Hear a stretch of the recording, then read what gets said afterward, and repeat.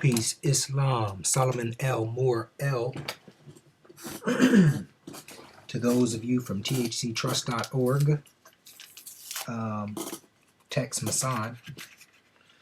Anyways, I want to share with everyone some information to assist everyone in filing a human rights violation. Although this document is more beneficial for those who declare their nationality as Moors, it still will also be beneficial to those who just claim themselves to be American nationals or foreigners to the corporate United States jurisdiction, if you will. Anyways, let me give you just a quick run, quick little background on this individual. This individual, like many brothers out there, have been dealing with some quote unquote alleged legal matters or whatever by unlawful authorities. But they've been running this brother back and forth, and he's been challenging the jurisdiction. He's made them aware of his status. Asked for the delegation of authority of the court. All the things that we would expect one to do, and his rights are still being violated. Maybe it could be potentially because I don't think he started out this way, but I think somewhere along the term of his discourse, his conscious, he became conscious and he became aware of what was going on. Many of us find ourselves in that situation, and as a result, we have legal quote unquote messes that we supposedly have to deal with. But really, all we really should have to do, and I believe all we really need to do, is stand on the fact of our nationality, because as they say, we perish for our lack of knowledge. Because the more you start, you Moors out there, the more that you start really understanding, it's gonna what's the word I'm looking for? It's gonna stir up something in you, really. It's really gonna stir up something in you, and that's the missing element, that thing that needs to be stirred up within you and put into the right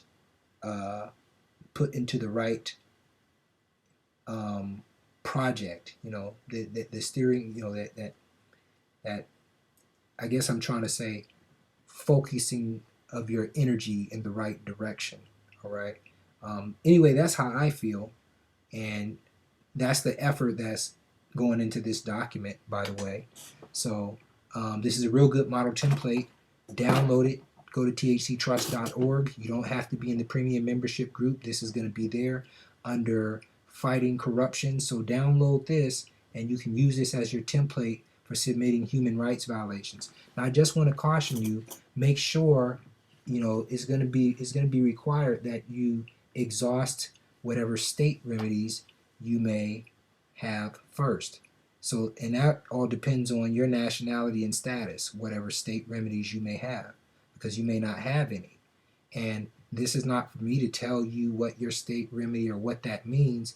This just means for you to become conscious of it and you make your own determination what it means. Because within this document, you're going to have to make a statement that says you've exhausted your state remedies if you have any. Because if you don't, that could be grounds for them claiming that your complaint is inadmissible. All right. So, yeah. That being said,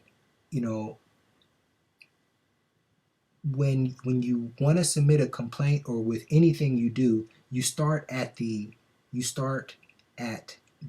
end result, and then you start backtracking and making important points of interest so that you can have the path already laid out and you know exactly which path you have to pursue to get to the end result. That's how I study. That's how I did this complaint.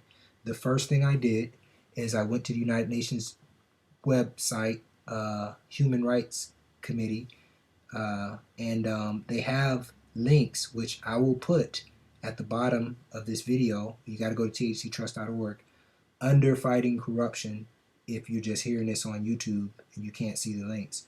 But this document, that's where you'll also find it.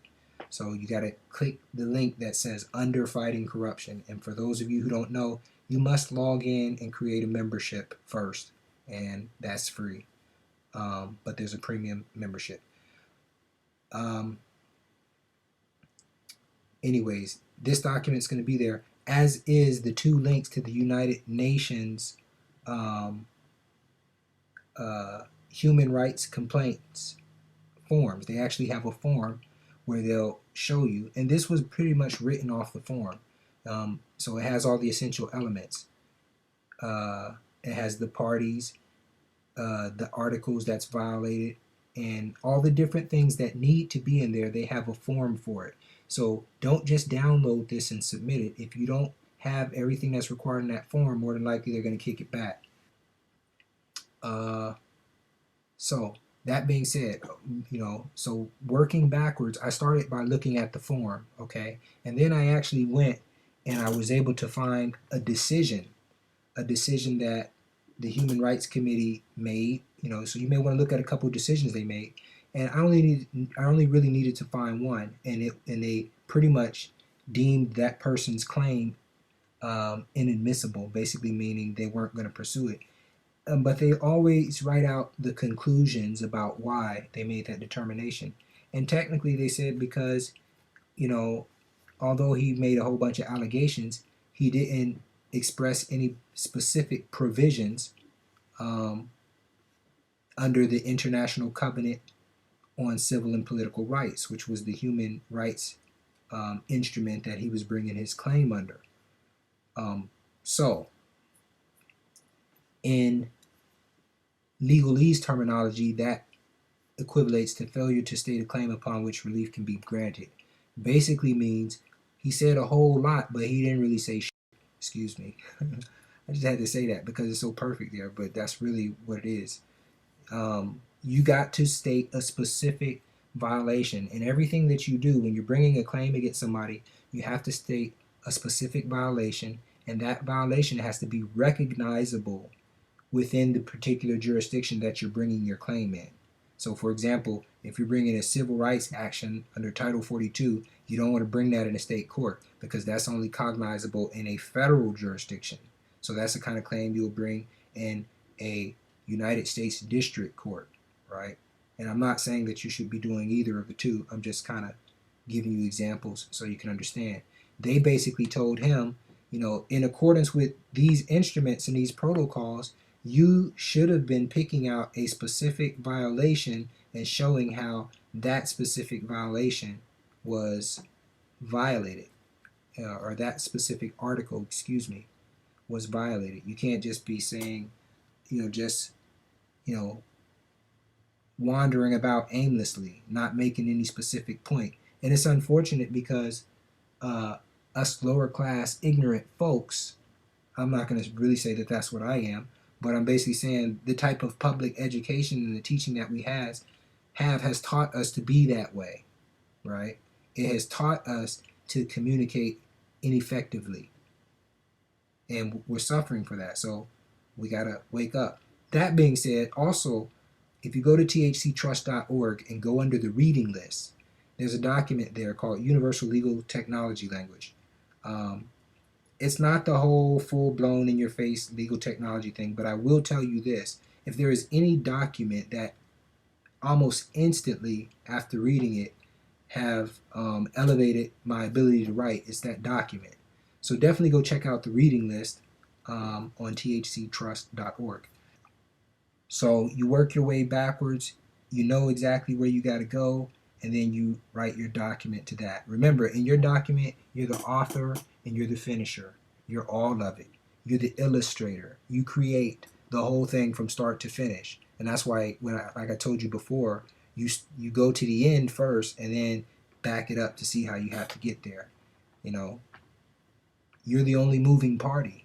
Everyone else is either moving with you or moving against you. So, good. I'm drinking tea here, by the way. This is great stuff. Got some dandelion and some ginger, some mint, and some agave nectar. I guess on that note, since we're talking off the subject a little bit, I found that, to elevate spiritually, I had to elevate my diet, and I had to change a lot of different ways. And as a result, I feel like the decalcification of my pineal gland is occurring, or the shifting of my way of thinking from being polarized to the west to now coming back into balance or whatever. I kind of feel that transformation is happening for me because I was knowledgeable enough to know that I had to change I had to change everything. I had to change the way I was doing things all around. It's just this way of shifting of thinking. And the way I think now, guys, some people may say it's extreme, but it's basically, I've chosen, I can't believe any of the misconceptions that I was taught. I have to be first honest with myself and say, I don't hardly know nothing because I came into this world high as a bird, as Outkast said, on secondhand cocaine powder, on some bullshit basically that somebody else told me. So now I'm trying to, you know, now all that's out my system, I'm trying to look around and figure out for what it really is. Hope all that's making sense. Anyways, let's go ahead and get into the document. My number is in this document. Uh, it won't be in the sanitized version, but it is on this screen right here. Do not call me unless we have an appointment scheduled. One of the ways I keep things rolling over here is the coaching and consulting session. So that's what that number is for. And and and if you need to reach me through email, and that is coaching@thctrust.org. I am the first trustee, Tex Masson. And let me go ahead and read through this rather lengthy document. This is one other thing I do have to mention. Very important. As a matter of fact, it's so important that I'm going to show you on the screen. This is, remember I was telling you there were some links where you could go find out about the forms and stuff of submitting a human rights complaint. This is one of those links right here, but I want to show you something very important. And this is pretty much the human rights claim that you were looking at that we're gonna read through it in a second. This is where it's lined up based off of this right here. So this is what you want to make sure you visit. But now here's something key where I think it's a pitfall for a lot of people, but you guys that pay attention to things, it's not going to be a pitfall for you. And then I'm about to discuss it. When people hear human rights violation, they think of the Universal Declaration on Human Rights, which is the main human rights instrument. Well, these instruments right here, and notice this says model complaint form for communications under what? You don't see Universal Declaration on Human Rights here, right? And you would think, well, since you're making a human rights complaint, I should see the Universal Declaration of Human Rights as one of the complaints or the communications from which my complaint is going to be under. Well, what's actually going on here is these 4 documents that you see right here are actually human rights instruments. So the optional protocol to the International Covenant on Civil and Political Rights is a human rights instrument, as is the Convention Against Torture. That's a human rights instrument.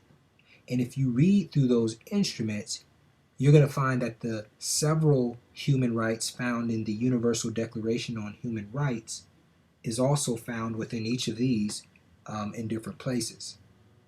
So therefore, don't think just because you're submitting a human rights claim, and a lot of people do this, they just put the Hague at the bottom of whatever they do and they just send it up there.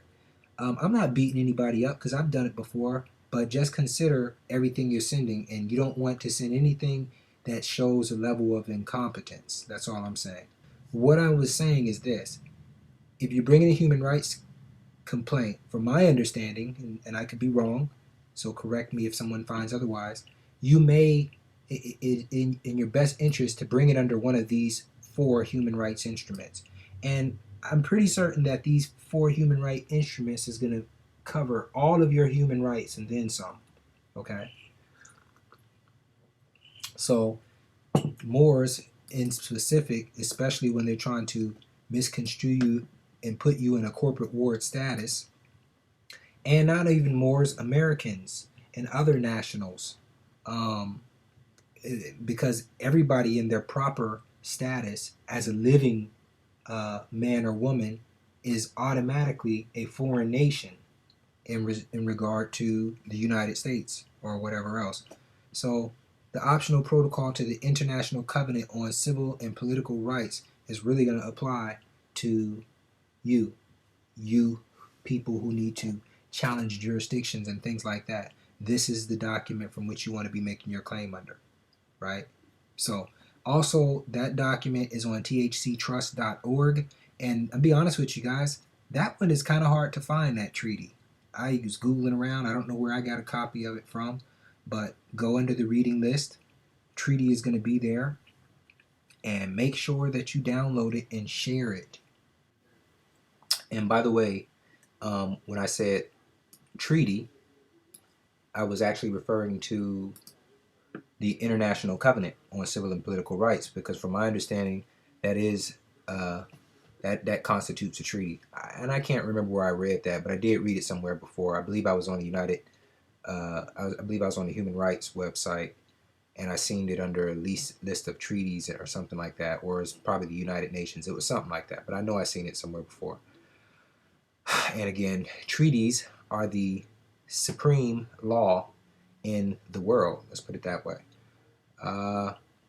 So, just going to read through this claim or complaint. And remember, every subheader in this complaint is coming right off the template form that they provided on the Human Rights website. But let me just, before I read through it, let me point out a couple different elements. Of course, we know, I want to bring your attention to venues versus jurisdictions and why you got to be aware of the both. Although this is submitting a human rights complaint, this has the same elements of filing a claim, whether it's administrative procedure or filing a claim in a state court or a court of admiralty. Your claim is always going to start with an affidavit, and in some jurisdictions it's called a verified complaint. In other jurisdictions, you may call it a statement of fact.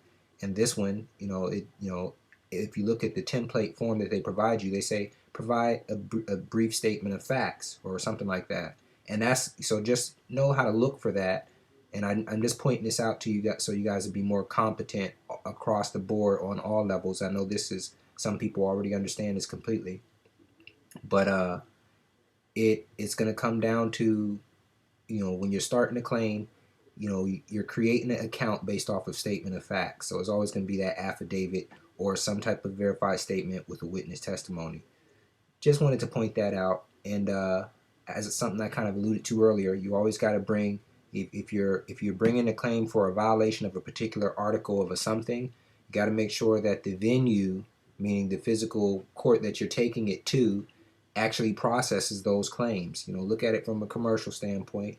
And I'm not trying to oversimplify the reality of some of the corruption that we have to deal with. But again, we perish for our lack of knowledge. So I feel that if I can present this to you from a commercial standpoint so you can see what your enemy is trying to do against you commercially, then, by raising your awareness, you can approach this thing in your proper status and from a commercial level. And that's something else. When we make these complaints and you're doing your documents, this is my opinion, Moors, Americans, that you really got to remove the emotional part. You're not going to win this by getting public opinion, because realistically, I believe these courts are more interested in monetizing commercial paper than they are protecting your rights. So they're basically looking at it from a financial point. This is why we got to learn how to start bonding, our claims, because when you bond your claim, it's kind of equivalent to you bringing an account to a court. It's a security interest, and you're asking them to process it and grant you your order for relief that you're bringing for them. So in order to do that, if you bond them, you're basically on some level, you're kind of paying for their services, if you will. Let me give you a better example, like a kind of realistic example. A lot of people that's, if I came to you and I said, hey, I got a job for you to do, and then I gave you a bond and I said, this is $1 million bond. So you can use this bond. You can't just have the money, but you can use this bond to pay for everything, whether it's your tools, your time, your expertise, or, whatever. So then you see how that works. So now you have an incentive because you can create work and you can bill yourself based off of that instrument. So when you're bringing a particular claim before a court and you're bringing it based on account, and the account is the articles or whatever it is in the Constitution, charter, treaty, or whatever the original agreement or contract or controversy is. So when you're bringing a claim to a specific court based off an account that they are authorized to process, and you bond them, basically saying, hey, here's here's a guarantee that you will be paid for this work. I believe this is kind of a way of completing the commercial circuit, because again, that's what it is. And I don't see how someone can really keep you out the game since you've been wearing this thing on your back. Okay, I'm getting off the subject. Didn't want to go all the way down there. So let me just get into the document. Oh, one of the reasons why it's bringing that up, the whole thing about this being a claim and things like that, is because now I think it kind of goes without saying when they say you can fax a complaint or you can email a complaint and then they give you an address. Well, depending on what jurisdiction you're in, right? If what do you want to do? Me, since I know this is an international matter, I'm going to stick out there using international law. So I'm going to send my claim like a security, and I'm going to send it registered mail, restricted delivery, because these are my human rights, right? So I believe human rights is violating someone in their proper status. So that means I need to deliver my claim to someone in their proper status and invest the authority in that person to resolve the matter and indemnify him so he can step on whatever heads he needs to get it resolved. That's kind of how I view these public officers and their obligation and their duty. An officer has a fiduciary duty and the obligation. So we can invest the authority, which I really think is basically bond him to do what it is we're asking him to do. These are my thoughts on it, and I'm just kind of rambling on because I know there's a lot of researchers and people that are kind of learning the same thing that I'm learning right now. So again, I'm just gonna let the computer pretty much read this because I've been doing a lot of work and I'm a little bit tired right now. But I do want to express again that this is almost, to a certain extent, is partially an administrative process. Um, like all of your statements and verified complaints and affidavits are. So they need to be presented in a factual basis, a factual way, where you only stick to the truth and no opinion and none of your feelings. Because when you stick to the truth, you have something that can't be rebutted, which essentially turns into a consent judgment or a default judgment, or perhaps a declaratory judgment. But at the end of the day, your complaint, your claim is always destined to end up as a judgment. And you want to bring, and that judgment must be based off of a particular violation. And that violation, you have to think in terms of where can, which courts or which venues are set up to process these claims. Kind of put all that into your brain when you're writing these things out. And you'll kind of get an idea when you see how I wrote this, because there's not much opinion in here. And if I do slide something in there, it's nothing that can't be rebutted without acquiescing to the truth of the human rights violations that was committed.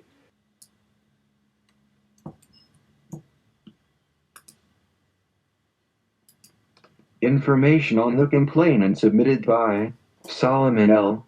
Moor L., one of the indigenous people of the Moorish nations in America.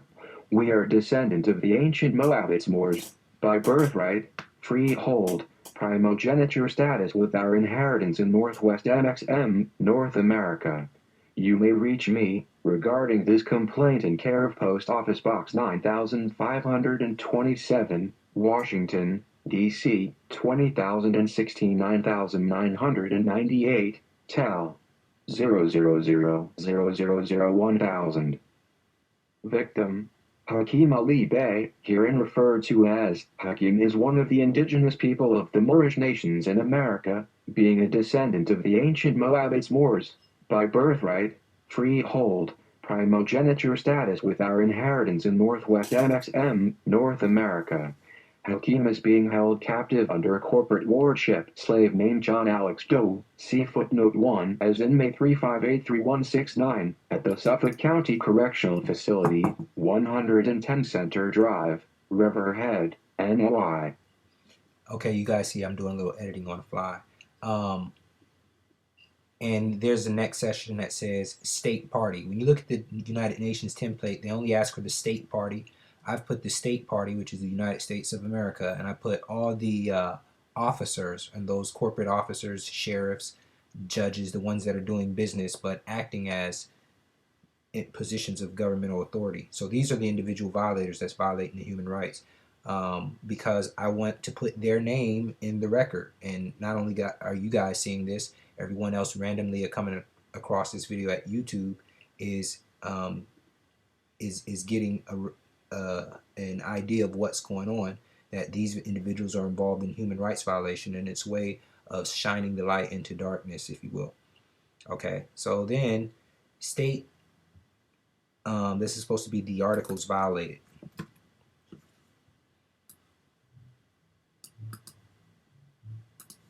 Provisions and articles violated. Part 1, Article on Right of Self-Determination. Part 2, Article 2, Duty to ensure an individual's rights are recognized without discrimination upon the basis of national origin. Part 3, Article 6, Genocide. Part 3, Article 7, Torture, cruel, and inhuman treatment. Part 3, Article 8, No one shall be held in slavery. Part 3, Article 9, Right to liberty and security of person. Part 3, Article 9, Right to compensation for unlawful arrest and detention. Part 3, Article 10, Right to be treated with humanity and inherent dignity of human person. Part 3, Article 11, imprisoned on basis of inability to fulfill a contractual obligation. Part 3, Article 12, Right to have liberty of movement and freedom to choose residence. Part 3, Article 14, all persons shall be equal before the courts of law. Part 3, Article 14, denial of legal assistance of choice. Part 3, Article 16, right to recognition as a person before the law. Part 3, Article 18, right to freedom of thought, conscience, and religion, or belief. Part 3, Article 26, equal protection before the law, prohibition, and guarantee protections against discrimination based on race, color, and national origin. All right, then I have the documentation references. Remember, this is an international venue, so we only want to bring documents that have international significance between the parties. So for one, it's the United States Constitution, because there's two nations at stake. There's a Moor, who is automatically outside of the jurisdiction of the United States as a nation state. So therefore, this United States Constitution, that's their governing document. It's a commercial instrument, and it's of relevance because it references the treaties as being the supreme law of the land, which we have a treaty, so we can't be enemies. We can't be at war, because the United States is professing publicly that the treaty is still unbroken and long-standing. So that's another reason why this claim is going out registered mail, because this is a pretty serious claim. This is a treaty violation. This is of an international standing. This deals with a treaty and security. So when you start talking about breach of security, understand that treaties and constitutions, as we spoke of earlier, these are commercial instruments, and they're securities and they're guarantees. So they guarantee, so let me put it like this: and something else to think about. These are deposited. These are held in depositories, right? So, where you deposit things in banks. So I'm trying to let you know that if you perfect a claim, and that's what you want to do, you want to perfect a claim, that there's some weight. So again, you want to send this registered mail restricted delivery and put your claim in someone's hand. You have a bona fide claim. Okay, so enough about that. The international documents are the United States Constitution, the Zodiac Constitution, which is on deposit with the Library of Congress, and it's also referenced in the Title 22 of the United States Code. You have the Treaty of Peace, which is is pertinent right here because this is the treaty between these two nations. So actually, what's taking place here should not even happen, and the person responsible, let's not say responsible, let's say the person liable on this right here, when you have two nations that have to resolve something in this manner and there's a peace treaty between the two, the individuals liable may have a huge liability on their back because we're talking about the supreme law of the land and the highest document, you know, constitutions, probably the securities that hold all this stuff together. So you don't want to be liable on that type of claim. And it's another reason of why you don't want to be submitting things that are opinionated. As you'll see, as this is written, everything in here is pretty much laid out in a factual basis that can't be disputed or rebutted. So perhaps we'll settle for the whole matter just disappears. You know, it's a good possibility. But so also, so we got the treaties, the constitutions, Treaty of Peace. We got the nationality records, um, reference document. Just this is going to be. I'm going to reference, his, what they're doing, trying to hold him surety for a corporate ward status, civilature mortuus, dead, all capital, estate trust. Right. So this is just a reference document. Again, documentation references is not on the model complaint form. However, when I read the decision handed down by the committee, they had a section that said documentation references. So I would say it behooves you to put that in your document. And then you have my template. And this is just some of the evidence of the physical abuse. They actually beat this guy up. I told you guys that earlier. So, um, again, you're going to have to make a statement as to whether you've exhausted your domestic remedies. A habeas corpus is probably something that you would want it to do before this or roughly about the same time. So let me go ahead and continue to read here. To appeal within the nation of the United States for a Moor would be construed as the giving of sovereign authority and jurisdiction to the individual actors who are operating without authority and or valid contract or consent of the victim. The actors failed to produce a claim against Hakim while refusing to recognize him as a person in law. As a result, there exists no remedy, domestic remedy, because jurisdiction has been usurped. Therefore, this appeal to the International Human Rights Committee for recognition of human rights is proper. To pursue a remedy within the United States where the actors allege complete immunity would be demurrage and omissions to human rights recognition, which is the cause of ongoing physical and mental abuse being suffered by the victim. Notice it used the term demurrage, and that's the actual admiralty, um, and or yeah, it's pretty much an admiralty term or a, let's say, a term that it should easily be understood. It pretty much is the amount of money owed for the detention and detainment of a ship, because time is money, when you're messing with somebody's time, So that's basically saying that, any further attempt to try to get remedy within the United States would be undue delay, and that's a specific violation of the Peace and Friendship Treaty, which when you read through it, it basically, I can't remember which article, but it says something in there about, Moors, should not be detained any longer than they deem proper, or something like that. So basically, him being detained under these circumstances, which is a violation of due process, constitutes demurrage. And okay, but let's continue to read. Now, this is going to get long, so I'm just going to go ahead and actually, I can kind of end the video here, or you can just listen, because I'm going to let this thing read through the whole statement of facts as things occurred. And so you can just listen to it, or just kind of stop it here and go to thctrust.org and download the document. Please make sure you join, get your membership, or you won't be able to see everything. That part is free. And if you like what we're doing, then I encourage you to join the premium membership subscription group and get a few more resources to things that otherwise are not going to be available to you. Thank you. So let's go ahead and finish reading this.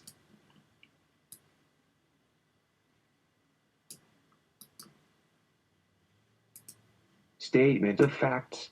I, Solomon L. Moor, a fiend, being over the age of 18 years, competent to witness to state for the record the following: that the victim, Hakim Ali Bey, is being held as surety under the colorful administration of the estate John Alex Doe, which is occurring in the 10th Judicial District of the Suffolk County Court in Suffolk County, NY under accusation 01341-2012. I have known Hakim Ali Bey since May of 2012, when he sought my assistance to correct and redress the wrongdoings he is suffering at the hands of William Condon, Vincent F. DeMarco, Charles Ewald, Natasha V. Bellinger, Tisha A. Burrows, and other individuals acting as officers in governmental authorities within the United States.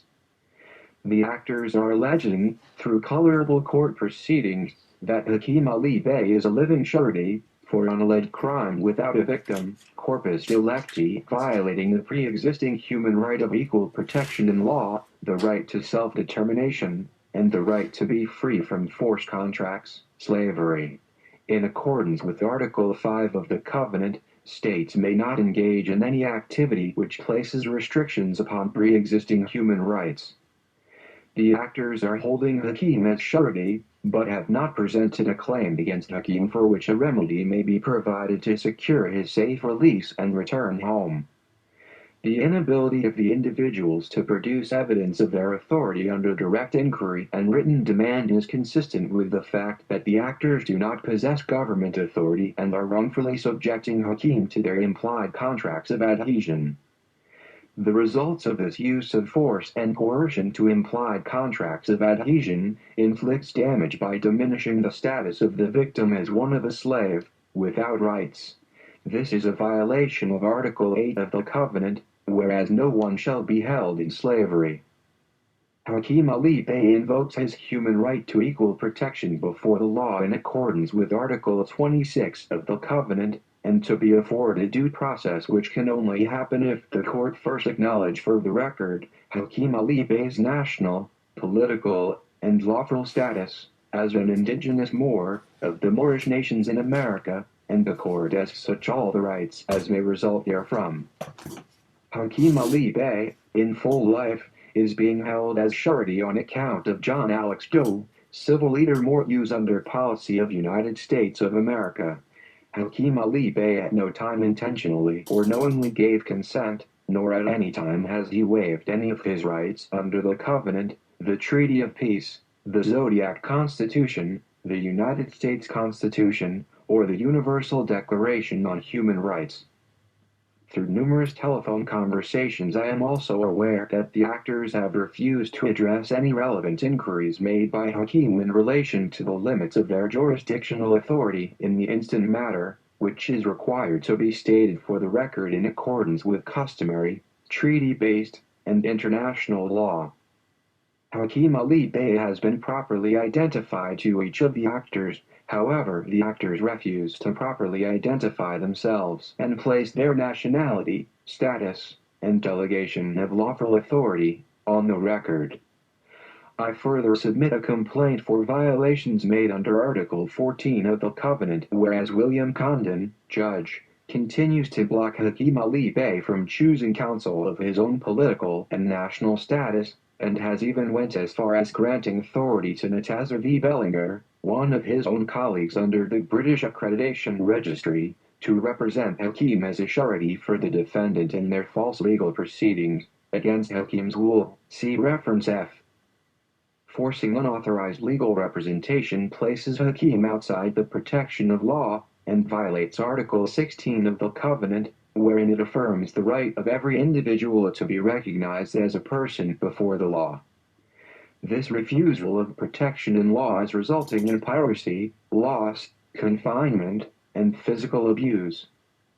On November 13, 2012, William Condon, judge, claimed that Hakim alleges that he is not subject to the laws of the country due to the correction of his status as a Moor. The real issue before the court is the laws of the nations, not the country, and the treaties and rights of citizens of each nation.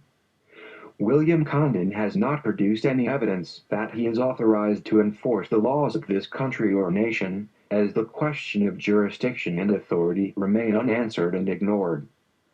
I wish the court to consider as to whether or not the statements made by William Condon, judge, conveys his unintentional admission of being fully aware of the issues of jurisdiction, nationality, civil, and political status, which remain unaddressed. Based upon my familiarity with the issues, it is my understanding that Hakim did not make those specific statements. However, the mere allegations, by actor William Condon, judge, serves as an indication of his being aware of the jurisdiction and nationality issues. I have first-hand knowledge and am a witness of the national and civil status of the living man known as Hakim Ali Bey and have provided a copy of the declaration made under oath affirming the truth of this matter. See reference C. The negative treatment and manipulation of Hakim's challenges to jurisdiction and assertion of rights does not alleviate the duties and obligations of the administrators, judges, and officers to afford to Hakim Ali Bey, a Moor, the civil and political status, rights, and the protections accorded to him by authority of the Treaty of Peace, signed at Mecca September 16, 1836, entered into force January 28, 1837, 8 Stat. 484, TS 244-2, 9 Bevins 1286, until the actors acknowledge Hakim Ali Bey's true nationality and political status, and afford him his rights and entitlements resulting therefrom, his right to self-determination under Article 1 of the Covenant shall remain suppressed. William Condon, judge, as administrator has taken an oath to the Constitution of the United States and is therefore made subject to the law of the treaties without immunity, as may be evident by Article 6 of the Constitution for the United States of America, wherein it states, treaties are the supreme law of the land. William Condon, judge, by force has blocked Hakim's right to invoke a consular jurisdiction under Article 20 of the Treaty of Peace. In the absence of proper jurisdiction, any such dispute which may arise under the treaty must be dealt with according to the ordinary methods for the settlement of international disputes. William Condon and the other actors herein named are derogating from the provisions of international law without producing authority to do so. Therefore, it is deemed appropriate to consider the conflicts of interests and incentives that may be the cause for the actors' continuous violations to the covenant and the human rights violations alleged herein. The actors appear to have an incentive basis for causing omissions and errors in regard to Hakim's status. Whereas, to acknowledge the victim's status requires the actors to relinquish their control and jurisdiction to a court with proper authority. The actors must then forfeit their commercial interests arising from their implied adhesion contracts against the civilly dead, estate trust John Alex Doe and release Hakim from slavery and afford him due process of law. The unlawful incarceration of as outlined above and further stated herein additionally constitutes an act of genocide, slavery, imprisonment on the basis of inability to fulfill a contractual obligation, and a restriction upon liberty and right to movement, which respectively violate Articles 8, 9, 11, and 12 of the Covenant. Hakim has expressed that on November 8, 2012, he was forced to take fingerprints, and upon his verbal non-consent, he was detained in a room where several police officers, identity unknown, entered and began beating and assaulting him physically, punching him all over his body and his face. Hakeem remains in the custody in the Riverhead Correctional Facility located at 100 Center Drive, Riverhead, NY 11901, Tel. 631 852 2200. The full details of this encounter are enclosed in an excerpt from an email I received from his companion Jillian Gonzalez on November 13, 2012, covering the details as revealed to her from her conversation with Hakeem. See reference G. William Condone is aware of the ongoing abuses and has neglected to halt the proceedings for want of jurisdiction and refuses to take any action to ensure the safety of Hakeem. 30. Request for emergency, interlocutory order, and injunction causing for release for his safety. And there you have it, people. I got to do a little bit of cleanup in the document. For the most part, it's looking good. One of the human rights violation I didn't allege, which I will, is the abuse factor. You know, they beat him up physically, and that one goes without saying. So that'll be coming. The last thing is a checklist of supporting documents. That's also a section that needs to be in here. And my checklist of supporting documents is, hey, that's the same as the reference documents. Anyways, thanks for watching. www.thctrust.org. All right, so now I'm going to go ahead and I'm going to let the computer read through this document. I'll just kind of hover it over the right place to read.